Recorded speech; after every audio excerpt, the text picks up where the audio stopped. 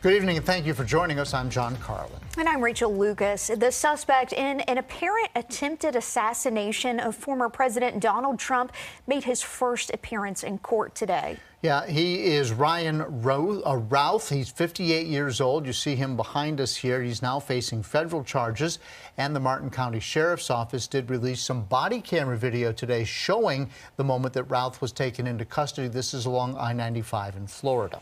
We want to show you this video. Take a look. You can see him walking backwards with his hands raised and shirt pulled up before being placed in handcuffs there. Yeah, that's him with his shirt over his head and being turned around. 10 News reporter Abby Coleman joins us in the studio tonight. And Abby, political violence is nothing new, but it does seem like it's happening more and more lately. That's because it actually has been increasing over the past 20 years, but more so over the past 10 years. And I spoke with an expert in political violence who tells me that a lot of it comes down to the internet.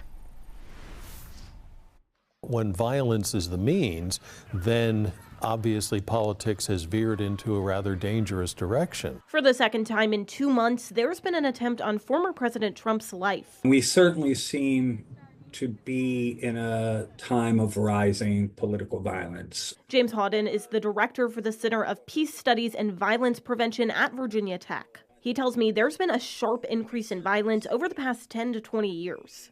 Those of opposing sides rationalize actually harming their opponents, and they feel less restraint about harming their opponents, less sympathy when their opponents are harmed. One of the reasons for that? A growing political divide.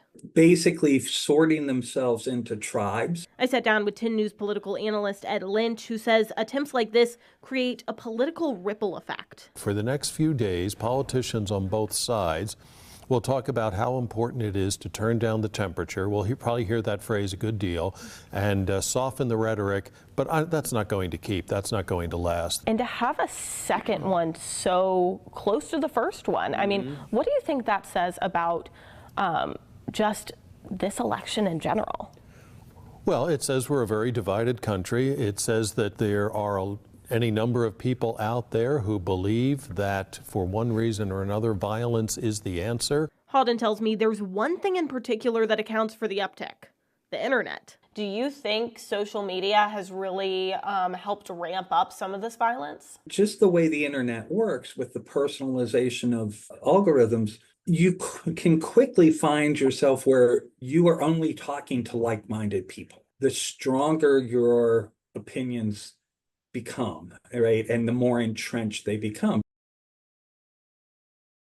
Lynch tells me this attempt does take attention off of the debate last week, where he says Trump didn't perform as well as he hoped, and also tells me, according to weekend polls, it's given Trump a boost. John, Rachel.